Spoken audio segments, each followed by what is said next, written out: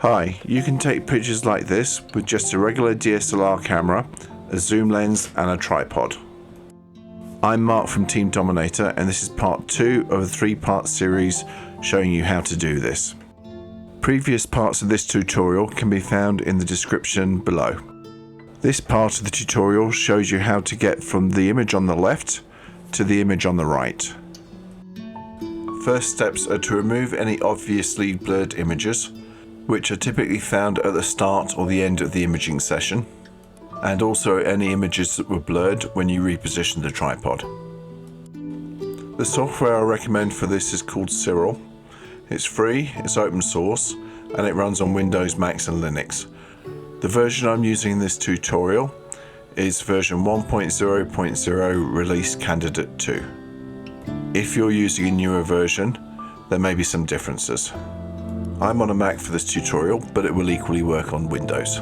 There's also other software you can use, some of it commercial, some of it free, which varies in capability. I found Siril to be a good balance between capability and ease of use. You can download and install Siril by visiting siril.org. The first thing we need to do is organize our files. So I've got a folder here called Orion, and inside that I have biases, darks, flats and lights. So I've got 500 raw files in lights, 100 flats, 50 darks and 100 biases. We start up Siril and we select the folder we want to process. So I select the home icon at the top and then I select the folder and then click open. Siril comes with scripts to make processing our images easier. We access these by clicking the scripts button. And there's two that we're interested in. One is OSC pre-processing and OSC pre-processing with drizzle. Drizzle is a special technique which doubles the resolution of the image, but it also takes up a lot of hard disk space and memory. So we're going to use OSC pre-processing. And then we're going to click on Run Script. As you can see, there's a log of all the things that it's doing. So what it's doing now is stacking up all the biases, the darks, the flats. It's making new lights by combining the calibration frames with the lights, and then it will go on to registering the images together so that all the frames match. And when it's finished that, it will stack the frames for us and give us a final file. As this takes a long time, I'm going to skip ahead. We can look at our results. So we click open in the top left corner, and then you can see we've got a result.fit file. FITS files are standard astronomical image files. Now the first thing you'll notice is we can't see much, and the reason for this is because we need to stretch the image. We do that by clicking down here and we click on auto stretch. The image is built up as separate channels, red, green and blue, and when we process astronomical photos we're often dealing with separate channels. So here's the red channel, here's the green channel, here's the blue channel, and notice that the green channel is a lot brighter than the blue or the red channel. The reason for that is in the raw file it stores red, 2 greens and 1 blue due to the way that the CMOS sensor is organized on the camera. So when we click on RGB where all 3 are combined together, you'll notice it has a green bias. That's perfectly normal at this stage. You'll also notice on the image that there's a black line over here. That's due to the roof of my house being in the way, and as it was imaging it was moving closer to the roof of the house and it was obscuring it. As every image is in a slightly separate position due to the rotation of the Earth whilst we've been taking the images need to be aligned. This script by default aligns all those images for us, and that process is called registration. So what I'm going to do first is just crop the image to the area of interest. So when we're working on the images, generally you can't work on the RGB version, you have to work on the red, the green or the blue channels. Even though you work on one of the channels, quite often it will apply to all 3 channels. So what we'll do is we'll first of all decide where the area of interest is on our image. this is Almanac here, this is Orion's belt here, and I know that the Flame Nebula is here. We can't really see it yet, but it's just hidden in here. So what I'm going to do, the area of interest is around here, around this nebula down here. So I'm just going to crop down to that area.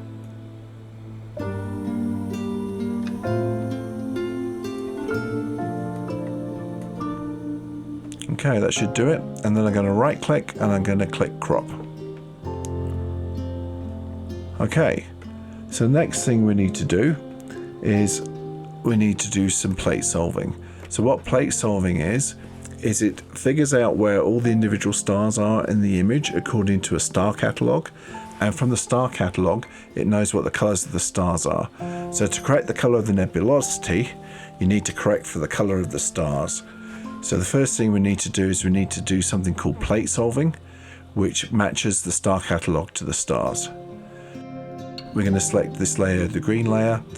We're going to go to image processing, and we're going to go to color calibration, and we're going to go to photometric color calibration. And in here we're going to put M42.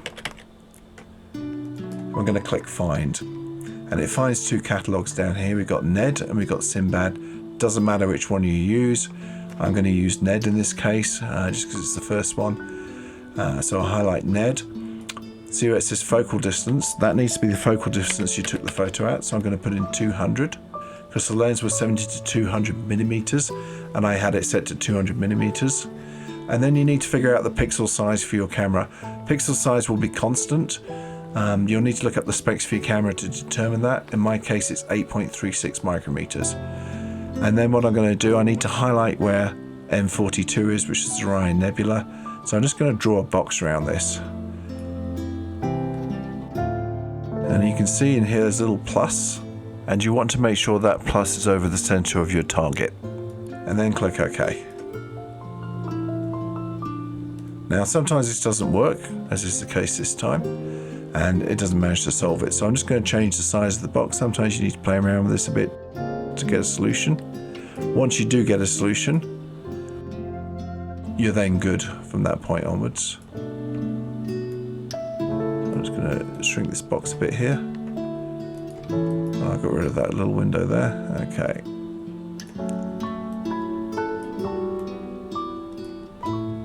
Let's try again. So we click on OK. And you can see this time it's done it. And you can see now, if I click on RGB, I'm going to click on close here. If I click on RGB, it's now more of a neutral color, and you don't have that green effect there anymore. You can see also it's starting to pull out some of the red in the nebula down here, and you can also see that you can just about make out the Flame Nebula there as well now. Now one interesting thing you can do here, there's a little button down here. It's got a little galaxy on it. If you click on this, it will actually tell you what all the items in the image are, because we now know where it's positioned in space. So you can see it's got a ring for the Flame Nebula, which is NGC 2024. And then you've got M43, M42. So it's kind of handy. Okay, so we can switch that back off. So if I was to say this image out now, it would complain that the image wasn't in linear mode. And what that means is what you see here is not what you get. The auto stretch down here is just for visual purposes. It doesn't affect how the data is saved. So what we're going to do, we're going to switch it back to linear.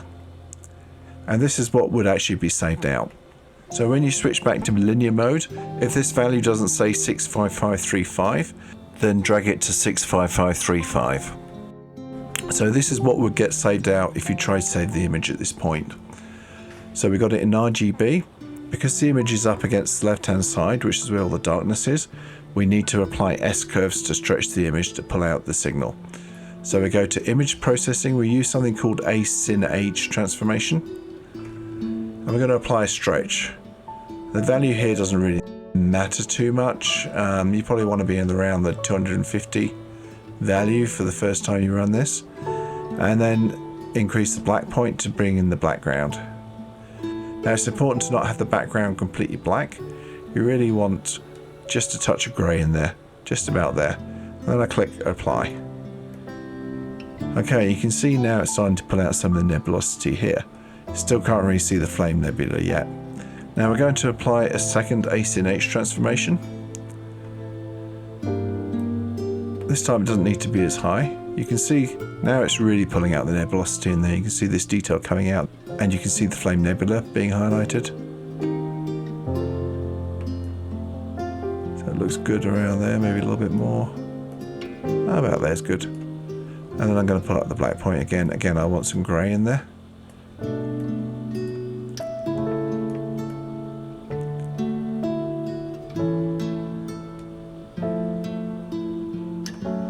Click apply. Now you can really start to see a gradient across the background. The gradient in this case is due to it being a full moon and Orion being very close to the moon. So this is actually the moonlight that's impacting the image. So what I'm going to do is something called background extraction to remove the gradient. So I click on image processing and I click on background extraction. I'm going to leave samples per line at about 20. This just denotes how many squares it looks at. I'm going to put tolerance up as high as I can get it because it's quite a severe gradient, and I'm going to click on generate. Now you can see here it's missed out a lot of the squares at the top, so it's not sampling the background here. So I'm just going to click on these with the left mouse button. Now you can see here it gave me the warning about the RGB tab, so I'm just going to put it through to green, and then I'm going to start putting these squares in here. Don't have to be super precise, but I just want to make sure that it gets the complete background. It does something called a polynomial fit to the background.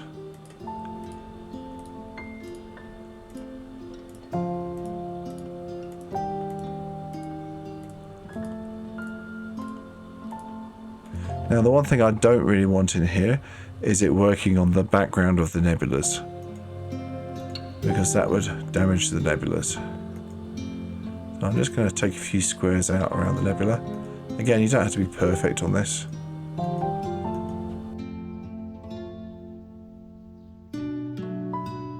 And then this is Altonac here and the Flame Nebula is here, so I'm just going to take a few out around here as well, just so I get the Flame Nebula. And then I'm going to click on Apply. And then I'm going to click on Close. And you'll see now that it's taken out that gradient. So the final step we're going to do is something called histogram transformations. I'm going to turn it back to RGB, and I'm going to go to image processing and histogram. So this here is the auto stretch function, which is similar to the visual auto stretch we had down here. So I'm going to click on this cog here, and you can see it's auto stretched the image. The reason we don't just auto stretch the image from the start, and you can, it's perfectly legitimate to do that, but Asinh H does a slightly better job of it, and it preserves the colors more, so it's better used at a later stage rather than at the start, and use Asinh H to start off with. So you can see here our signal. Most of the image is black, so this is where our image is. This essentially is the black point, so if we pull the black point, which is the left arrow here, to past where most of the signal is, that governs where our black starts. So I'm just going to do that. Okay, and then this little slider here is the grey. I'm just going to do that until it pops our image out.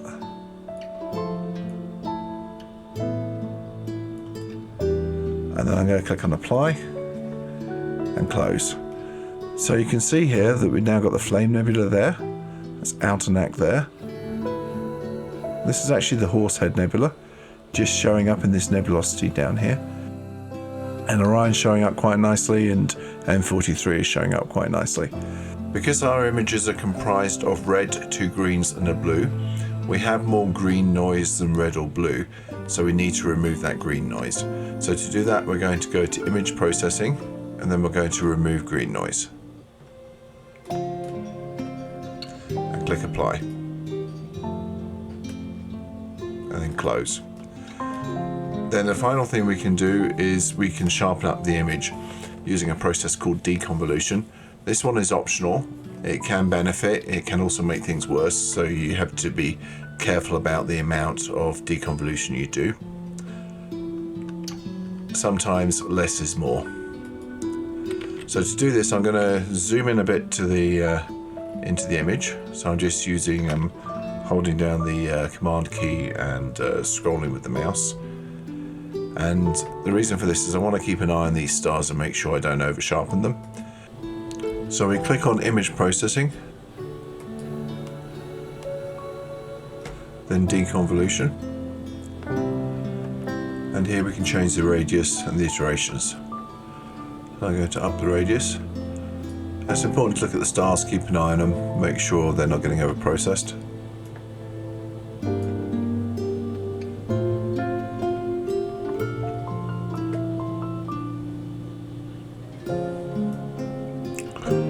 Looks good about there. Then click apply, and deconvolution is done. Next thing I'm going to do is I'm just going to increase the color saturation. So I'll go to color saturation, and the higher you set this number here, this is the background factor, so we really don't want the background to be saturated because that turns out as color noise. So I'm going to up this to 2, and then the amount of saturation I apply in here. So I'm just going to go fully to the right and click on apply. There you go, and our image is starting to look nice. I've put together a cheat sheet to serve as a reminder for the steps. I found this order to work better for this application than the one recommended by Siril. You can stop here and there's no need to proceed further, or you can take this image and start putting it in other tools to improve the image quality, which I'll leave till part 3. But what we need to do before we can process this image is to save it. Right click on the image, make sure it's an RGB, make sure it's linear, make sure it's 65535 down here, and we're going to save the RGB image to FITS, so we have a copy in the astronomical format. So I'm going to put in here file name pre-final, and I'm going to leave that a 32-bit floating point and click save. And then I'm going to export the image in a format that we can use in other imaging programs. So I'm going to right click on the image again, click save RGB image to TIFF. Very important to make sure you click on 16-bit unsigned integer. And I'm going to enter in the file name and click save. If you'd like to learn more about Siril, additional tutorials can be found on siril.org. I'd love to see your astrophotography. Feel free to tag me as Chasing Spin on Twitter or on Facebook. If you'd like to see more of this content, please thumbs up and subscribe. Thank you.